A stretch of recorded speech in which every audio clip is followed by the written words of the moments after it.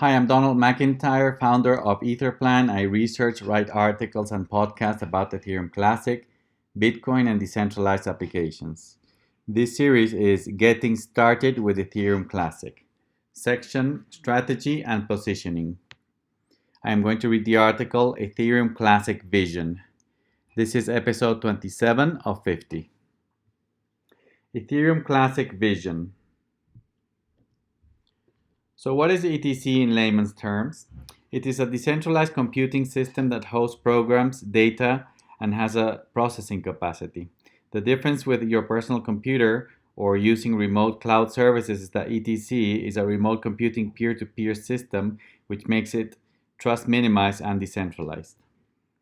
The system has 6 parts that makes it work, and combined they can power decentralized applications, machine-to-machine interactions, smart contracts between people and businesses, and its currency that can be used as a store of value, which is also a perfectly legitimate use case for ETC. ETC has a unique positioning in the highest value niche in the industry: proof of work plus Turing completeness plus fixed monetary policy. If you think about it, after Ethereum moves to Ethereum 2.0, ETC will be the only trust minimized, permissionless, and immutable proof of work smart contracts platform in the world. Such strategy is very important because there are 3 forces that will shape the future landscape of the blockchain industry, and ETC is very well positioned for that future. The format war will narrow the large amount of blockchains in existence today to a very few in the future. Layering will divide the industry by security versus performance, where secure proof-of-work systems will be the base layer, or L1, and scalable proof-of-stake systems will be layer 2, or L2. Systemic risk means that even if highly secure, all blockchains, including Bitcoin, still have some IT, operational, social layer, and thus generalized systemic risks. Because people will naturally tend to diversify these risks, the Bitcoin maximalist view is incorrect. It is very likely there will be several systems at the base layer, not only one. My prediction is there will be 3 or 4 winning blockchains at the base layer, and all other systems will operate on top. If my hypothesis is right, I think a reasonable guesstimate is that the ones that will prevail at the base layer will have approximately this distribution, where Bitcoin will have the lion's share with around 50% and ETC will be second with somewhere around 25%. So in this context, what relationship can Ethereum and ETC have? To answer this question, it is worth looking at the differences between Ethereum and ETC when Ethereum migrates to Ethereum 2.0. As it can be seen in the table, both Ethereum 2.0 and ETC are smart contract platforms and each has a native cryptocurrency. ETC has decided, based on a high security strategy, to stay with proof of work, a fixed monetary policy, and full replication. And Ethereum 2.0 has chosen to pursue a high-performance strategy, going with proof of stake, a variable monetary policy, and sharding. So, if ETC is not as scalable, but very secure, and Ethereum 2.0 is very scalable, but not as secure, what is a good strategy for both to follow? Up to now, Ethereum and ETC and all other chains for that matter, have been competing for the same spot beside Bitcoin as premier blockchains, fully secure and fully scalable. I think this is not possible, and the market will be reorganized in layers as explained before.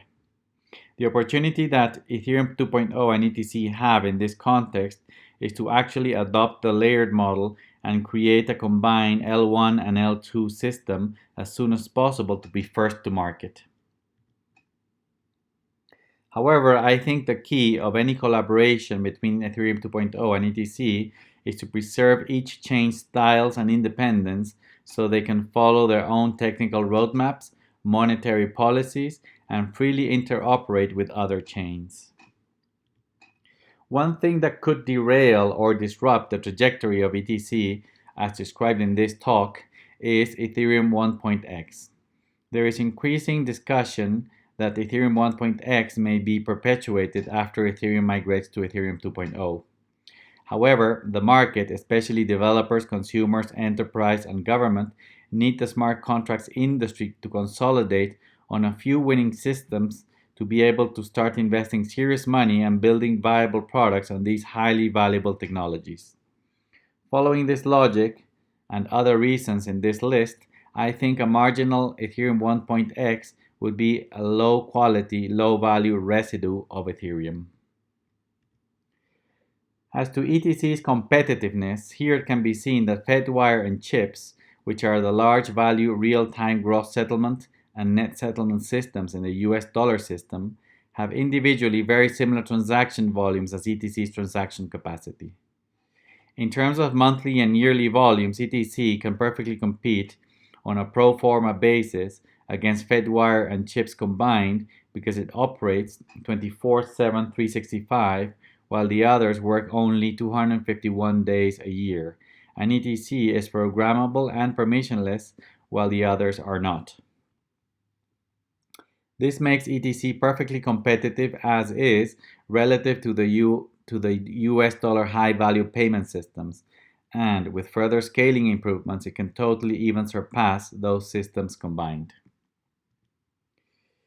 Speaking of improvements, after Atlantis, Agartha, and Aztlan, which focus on compatibility, I think to follow the ETC vision and strategy expressed in this talk, the long-term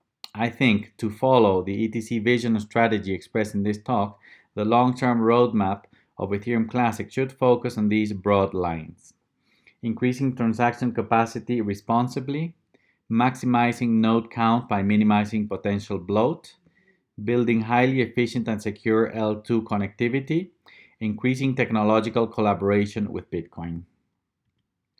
One question I get frequently is, why does ETC have value? My answer is that ETC is identical to Bitcoin as a currency.